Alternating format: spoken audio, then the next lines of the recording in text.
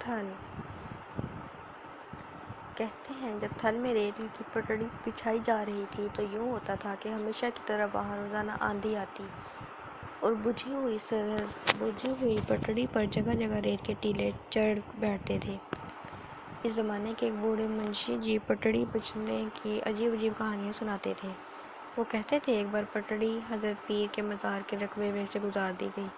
مزار کا متولی انگریز سے ڈرتا تھا، اس لیے اسے خان بہادر کا خطاب بھی ملا تھا۔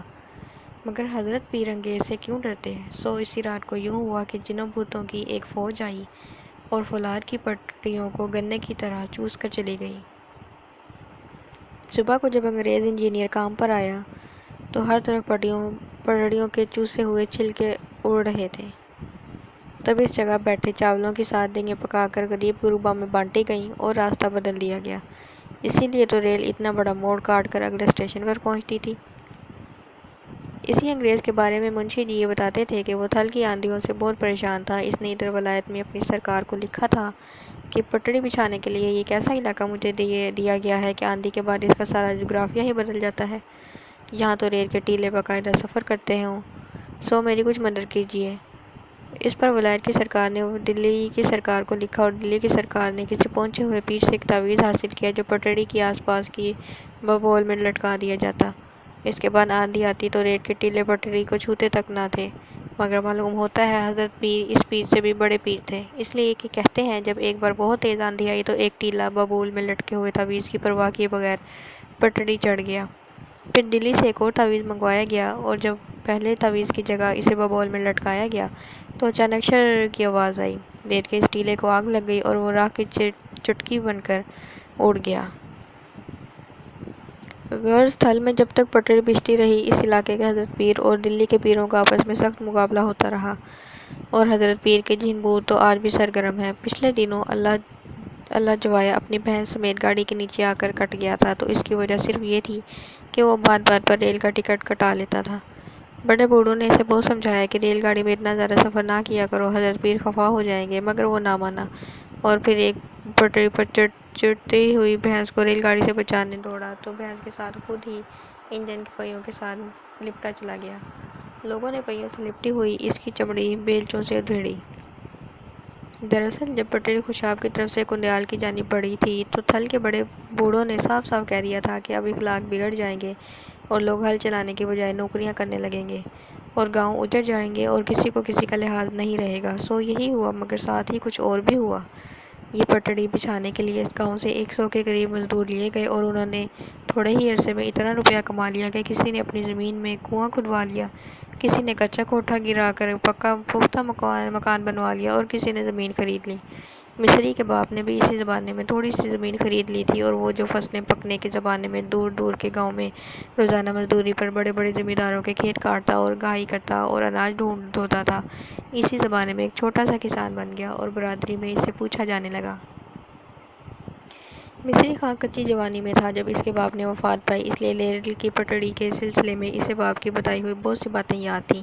مثلاً یہی کہ بیٹا یہ جو ہمارے گاؤں سے 1 کوس کے فاصلے پر ریلیں گہاں گہاں کرتی گزر جاتی ہیں تو یہ تو کبھی نہ گزرتی اگر ہم پٹڑی نہ بچھاتے۔ انگریز صاحب تو زمین کو ناپ واپ کر ہمیں پٹڑی بچھانے کا حکم دے دیتے تھے اور پھر دن بھر بیٹھا چٹ پیتا رہتا تھا یا سیٹی بجاتا رہتا تھا۔ یہاں سے وہاں تک یہ پٹڑی ہم ہی نے بچھائی ہے۔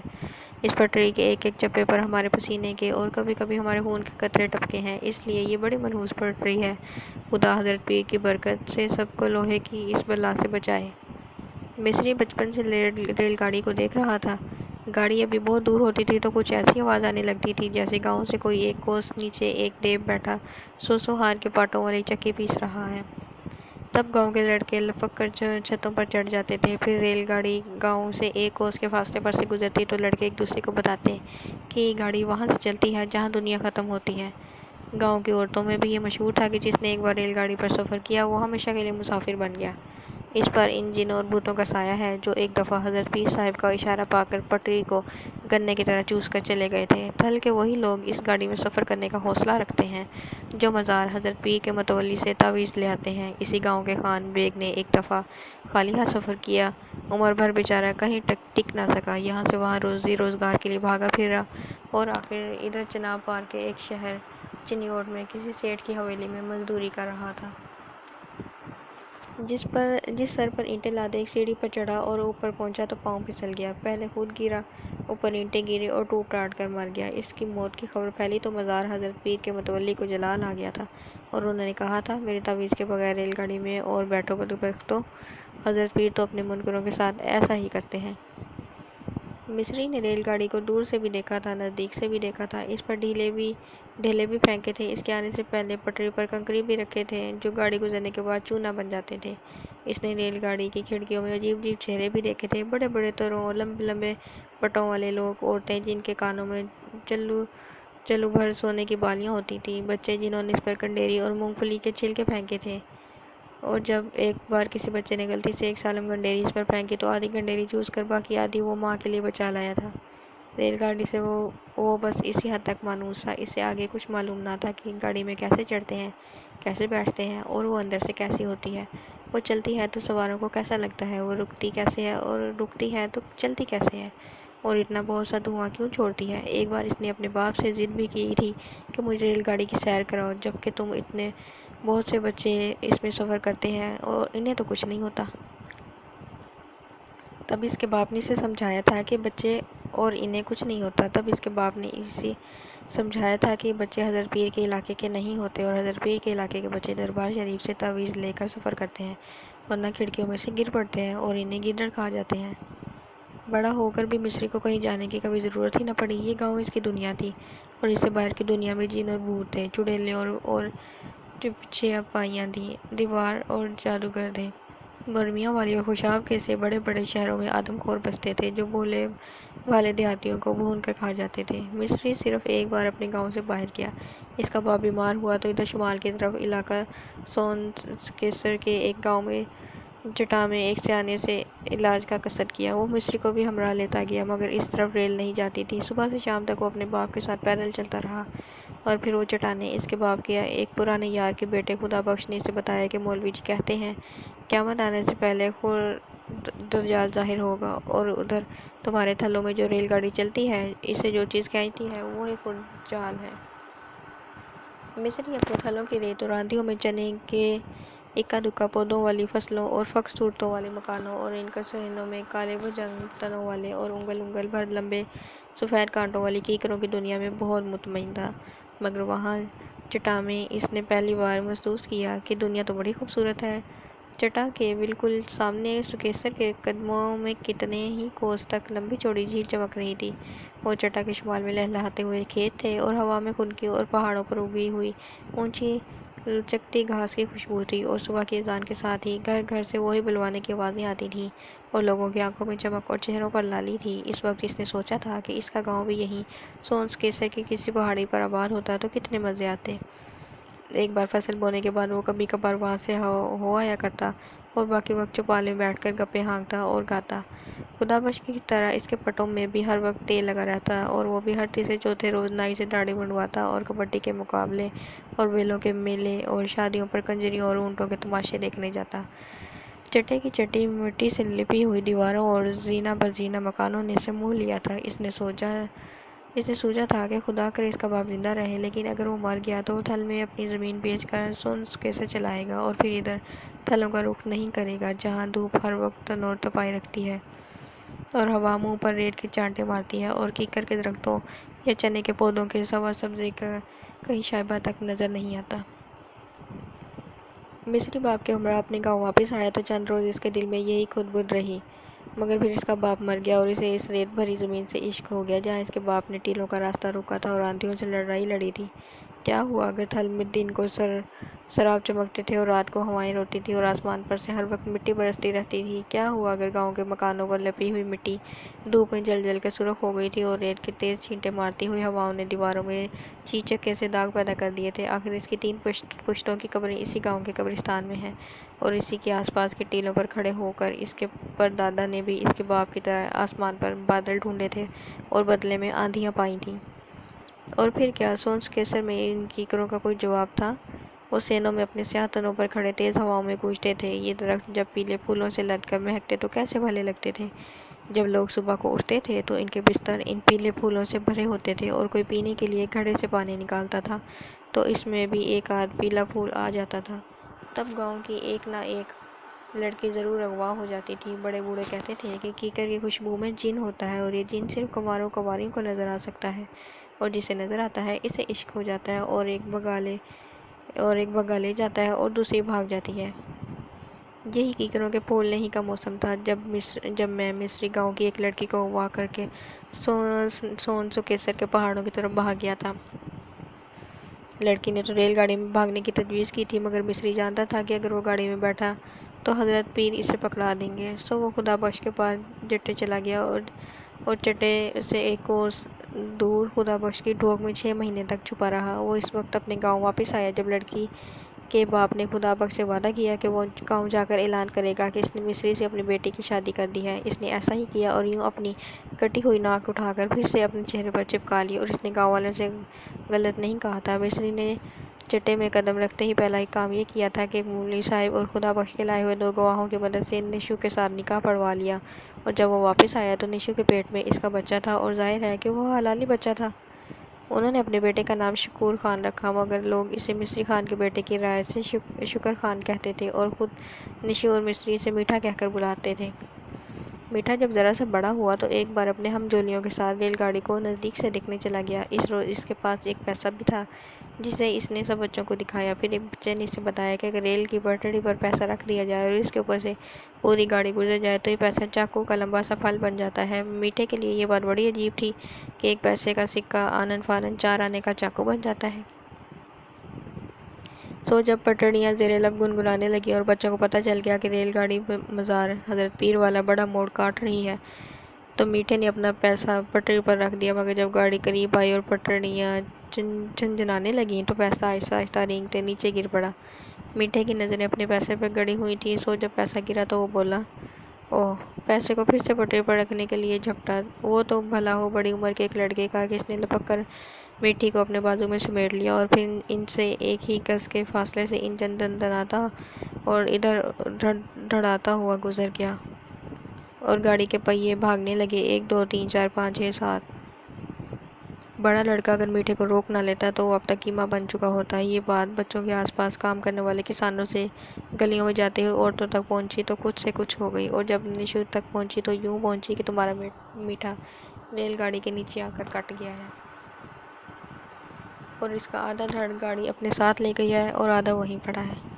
روتی اور پیٹتی اور بھاگتی ہوئی نشو کو دیکھ کر گلیوں اور کھیتوں سے لوگ دوڑے آئے۔ پھر نشو سمیت سب نے دور سے دیکھا کہ بچے واپس آ رہے ہیں، اور ان میں میٹھا بھی ہے جس نے ایک لکڑی کا گھوڑا بنا رکھا ہے، اور وہ کودتا اور دلہتیاں جھاڑتا اور ہنہناتا آ رہا ہے۔ نشو اس کے باوجود اسی تیزی سے بھاگتی رہی، پھر وہ میٹھے سے لپٹ گئی اور یوں تیز تیز واپس جانے لگی جیسے میٹھے کو ریل گاڑی سے اس نے بچایا ہے، اور جیسے اس کی گرفت ڈھیلی ہوئی تو پٹڑی میٹھے کو اپنی طرف کھینچ لے لگی۔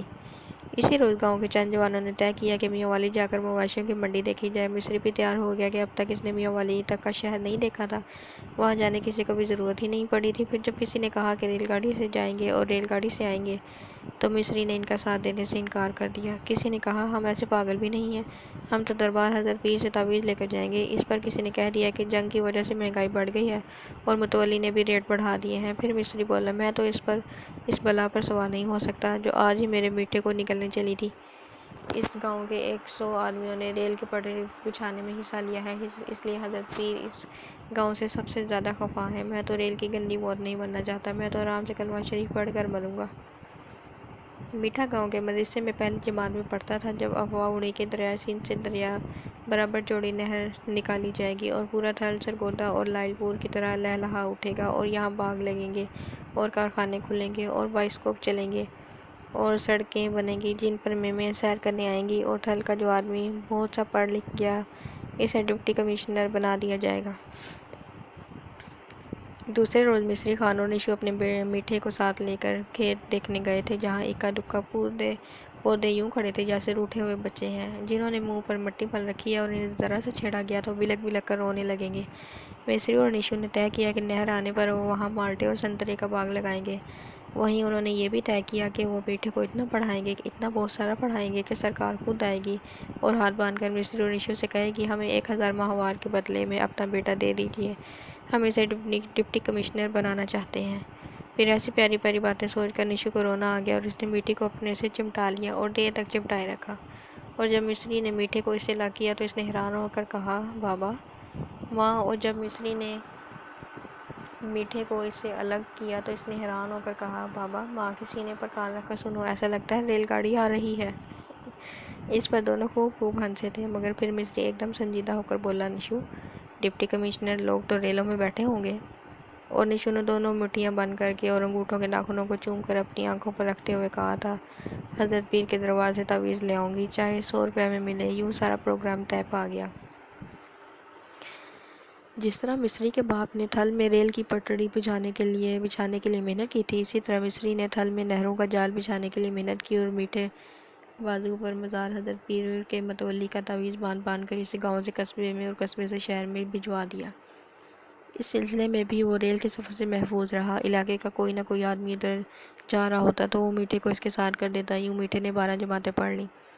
اس دوران تھل سے ریت کے ٹیلے غائب ہو گئے، سرابوں کی جگہ کھیت لہلہانے لگے۔ جہاں چنے کے اکا دکا ڈڑے پودے اگتے تھے، وہاں دھان کی چمکتی ہوئی فصلیں جھومنے لگیں۔ جہاں بچے آدھی گنڈیری چوس کر آدھی ماں کے لیے بچا لاتے تھے، وہاں گنے کے جنگل سے اگ گئے۔ ہر طرف سڑکیں دوڑ گئیں اور آندھیوں نے اپنے رخ بدل لیے۔ مصری اپنی زمین پر مالٹوں سنترون کا باغ تو نہ لگا سکا، مگر اتنی بھرپور فصلیں اٹھانے لگا اور اتنا سرشار رہنے لگا کہ کبھی کبھی نشو کو چھیڑنے کے لیے کہتا، نشو، میں تو پھر سے جوان ہو گیا ہوں، میرا تو جی چاہتا ہے کہ ایک بار پھر تمہیں ادھر سونس کیسر کی طرف بھگا لے جاؤں۔ اور نشو کہتی، میں تو وہاں ایک دن کے لیے بھی نہ جاؤں۔ ابھی کچھ دن پہلے تو چٹے والا خدا بخش تم سے اناج اور بھوسا ادھار مانگ کے لے گیا ہے، اب تو اسی بحشر کے لوگ تھل کے اس دوزخ میں مزدوریاں کرتے پھرتے ہیں۔ گاؤں کا پرائمری اسکول اب مڈل اسکول بن چکا تھا۔ اس کے ایک ماسٹر نے مصری کو مشورہ دیا کہ وہ اپنے بیٹے کو سول انجینئرنگ اسکول بھیج دے۔ اور جب اسے معلوم ہوا کہ مصری تو بیٹے کے ڈپٹی کمشنر بننے کے خواب دیکھ رہا ہے، تو اس نے مصری کو سمجھایا کہ ہر آدمی اپنی جگہ ڈپٹی کمشنر ہوتا ہے۔ میں اسکول کا ڈپٹی کمشنر ہوں، تمہارا بیٹا اوورسیز بن گیا تو وہ سڑکوں اور نہروں کا ڈپٹی کمشنر ہوگا۔ بات تو مصری کی سمجھ میں آئی اور اس نے ایسا ہی کیا۔ اور جب سول کا امتحان پاس کرنے کے بعد میٹھا ملک عبدالشکور خان کے نام سے کہیں بکر کے آس پاس نوکر ہو گیا تو وہ اپنے ماں باپ کو ہر مہینے 50 روپے اور کپڑوں کے پارسل اور انگریزی ٹانک بھیجنے لگا۔ ہر آتے جاتے کے ہمراہ وہ کچھ نہ کچھ بھجوا دیتا تھا، صندوق، میز، کرسیاں، ایک بڑا سا آئینہ جس میں نشو اور مصری بیک وقت اپنے چہرے دیکھ لیتے تھے۔ ایک بار وہ چھٹی پر آیا تو اپنے باپ کے لیے چترال کا ایک کمبل اور ماں کے لیے لیڈی ہیملٹن کا نیا سوٹ لایا۔ اس روز مصری نے اپنے ہاتھ سے نشو کی کن پٹیوں پر مہندی لگائی اور جب اس نے سوٹ پہن لیا تو کسی بہانے سے اندر لے گیا اور اس سے لپٹ گیا اور ہنسنے لگا۔ اور جب نشو نے اسے الگ کیا تو یہ دیکھ کر ہنسنے لگی کہ وہ تو رو بھی رہا ہے۔ بچے نہ بنو، اس نے مصری کو سمجھایا، اب تو ہمارا نماز پڑھنے کا وہ زمانہ آ گیا ہے۔ میٹھے کی چھٹی ختم ہونے سے ایک روز پہلے شام کے کھانے کے بعد مصری اور نشو نے اسے بتایا کہ انہوں نے میٹھے کے لیے بڑے زور کا ایک رشتہ ڈھونڈ لیا ہے۔ وہ جو نمبردار کے بھائی کی بیٹی ہے نا، جانتے ہو نا، حلیمہ کو۔ مگر بیٹے نے ایک ہی چپ سادھ لی اور جب مصری اور نشو بول چکے تو وہ اٹھا اور بولا، شادی میری اپنی زندگی کا معاملہ ہے، وہ میں اپنی پسند سے کروں گا، آپ میری شادی کی کوئی فکر نہ کیجیے گا۔ عجیب بے لحاظ چھوکرا ہے۔ مصری نے اسے صحن سے باہر جاتے ہوئے غصے سے دیکھا اور نشو سے کہا، ہم اس کی شادی کی فکر نہیں کریں گے تو اس کا باپ کرے گا؟ نشو کو بیٹے کے سلسلے میں زندگی کا پہلا صدمہ ہوا تھا۔ پھر وہ بولی، ان پٹڑیوں اور ریلوں اور سڑکوں اور موٹروں نے ساری دنیا کو بے لحاظ کر دیا ہے۔ دیکھتے نہیں ہو اب جوان گلیوں میں ننگے سر پھرتے ہیں اور اپنے بڑوں کے سامنے کتوں کی طرح منہ پھاڑ پھاڑ کر ہنستے ہیں۔ اور مصری نے سوچا کہ واقعی لوگ کتنے بے لحاظ ہو گئے ہیں، جو قرضہ لیتا ہے وہ لوٹاتا نہیں، جو لوٹاتا ہے وہ احسان کرتا ہے۔ ماں باپ کی اجازت لیے بغیر جوہر آباد میں بائسکوپ دیکھنے چلے جاتے ہیں۔ لوگ دربار حضرت پیر سے تعویذ لیے بغیر ہی ریل گاڑی میں اڑے پھرتے ہیں۔ تھل آباد تو ہو گیا ہے لیکن لوگ اجڑ گئے ہیں، جیسے میں اجڑ گیا ہوں کہ بیٹا کہتا ہے میں خود شادی کر لوں گا۔ دوسرے دن مصری اور نشو پنجے جھاڑ کر میٹھے کے پیچھے پڑ گئے۔ تلخی اتنی بڑی کہ اشاروں میں میٹھی نے یہ تک کہنے کی بھی کوشش کی کہ آپ نے بھی تو اپنے ماں باپ کی اجازت کے بغیر شادی کر لی تھی۔ اس پر نشو زاروں قطار رونے لگی اور مصری نے میٹھے کو چند گالیاں تھما دیں۔ مگر اتنا ضرور ہوا کہ جانے سے پہلے میٹھے نے وعدہ کیا کہ وہ اس بارے میں سوچے گا اور مہینے کے اندر انہیں مطلع کر دے گا۔ مصری نے رخصت ہوئے اس کا بازو ٹٹولا اور پوچھا، دربار حضرت پیر کا تعویذ کہاں باندھتے ہو؟ اور میٹھا ہنس کر بولا، وہ میں نے ایک دوست کو دے دیا تھا جو ریل گاڑی میں سفر کرنے سے ڈرتا تھا۔ پھر میٹھا چلا گیا اور مصری رات بھر ڈراؤنے خواب دیکھتا رہا، جن میں گاڑی گرجتی ہوئی آتی تھی اور مٹی کو بیچ میں سے دور کرتی ہوئی کہہ مارتی گزر جاتی تھی۔ عجیب بے لحاظ چھوکرا نکلا، مصری نے صبح اٹھ کر کہا۔ ہم تو خیر اس کے ماں باپ تھے، بدبخت نے حضرت پیر کا بھی لحاظ نہ کیا اور اتنا بھی نہ سوچا کہ اس گاڑی کو حضرت پیر کی بد دعا ہے۔ پھر ایک دن مصری کو میٹھے کا خط ملا کہ وہ 7 تاریخ کو 2 مہینے کی ٹریننگ کے لیے ورسک جا رہا ہے، اس لیے یوں کیجیے کہ 7 تاریخ کی شام کو گاڑی پر کنڈیا میں مجھ سے مل لیجیے۔ ایک تو آپ نے اماں نے مجھے جو حکم دیا تھا اس کے بارے میں کچھ عرض کروں گا۔ دوسرے میں نے آپ کے لیے ایک ریڈیو خریدا ہے جس کے لیے نہ بجلی کی ضرورت ہے نہ بیٹری کی، بس وہ مسالہ جس سے چور بتیاں جلتی ہیں اس میں ڈال دیا جاتا ہے، اور مزے کی بات یہ ہے کہ جہاں آپ چاہیں اٹھا لے جائیں، چوپال پر، کھیتوں میں، سڑکوں پر، چوراہوں میں، جہاں چاہیں بجاتے پھریں۔ آپ زمینوں پر جائیں تو ساتھ لیتے جائیں، نہ لے جائیں تو اماں کا دل بہلا رہے گا۔ آپ کنڈیا میں مجھ سے ملیں گے تو یہ ریڈیو میں بھی پیش کروں گا۔ پہلے تو دونوں آسودگی کے نشے میں سرشار ایک دوسرے کی طرف عجیب عجیب نظروں سے دیکھتے رہے۔ پھر مصری چونک کر بولا، ارے آج ہی تو انگریزی مہینے کی 7ویں ہے۔ وہی کہتے ہوئے اٹھ کھڑا ہوا مگر فوراً بیٹھ گیا۔ نشو، میں اس وقت یہاں سے پیدل چلوں تو کنڈیا میں وقت پر نہیں پہنچ سکوں گا، مجھے تو گاڑی میں جانا ہوگا۔ تو کیا ہوا؟ نشو بولی، ابھی حضرت پیر کے دربار میں جاتی ہوں اور تعویذ لے آتی ہوں۔ 15-20 روپے کی رقم بھی کوئی رقم ہے؟ 15-20؟ مصری حیران رہ گیا۔ جب ریل کی پٹڑی بچھی تھی تو تعویذ ایک آنے میں ملتا تھا۔ پھر کچھ سوچ کر بولا، عجیب بے لحاظ دنیا ہے۔ نشو نے اسے ڈانٹ کر کہا، پتہ ہے تم نے بے لحاظ کسے کہا؟ اور مصری کانپ گیا۔ اس نے فوراً کانوں کو ہاتھ لگایا اور زیر لب کچھ بڑبڑانے لگا۔ پیسے کی فکر میں اس نے کتنا کفر بک دیا تھا، اور وہ بھی ساری دنیا کی طرح چپکے سے کتنا بدل گیا تھا۔ نشو کے جانے کے بعد وہ باقاعدہ رو دیا، اس کی واپسی تک توبہ توبہ کرتا رہا۔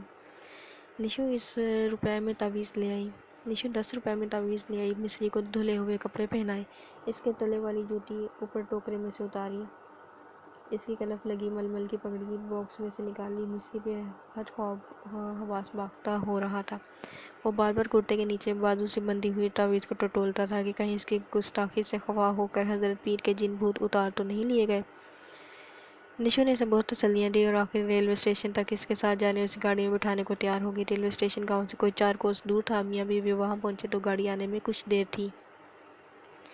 دونوں ایک درخت کے نیچے بیٹھے طے کر رہے تھے کہ اگر میٹھے نے ہاں کہہ دی تو کاتک میں شادی ہو جانی چاہیے، اور اگر اس نے نہیں کہہ دی کہ زمانہ بڑا بے لحاظ ہے تو پھر کیا ہوگا؟ نہیں، نشو نے کہا، اسے نہیں کہنا ہوتا تو تمہیں کنڈیا میں کیوں بلاتا اور ہمارے لیے ریڈیو کیوں خریدتا؟ وہ ہمارا حلالی بیٹا ہے۔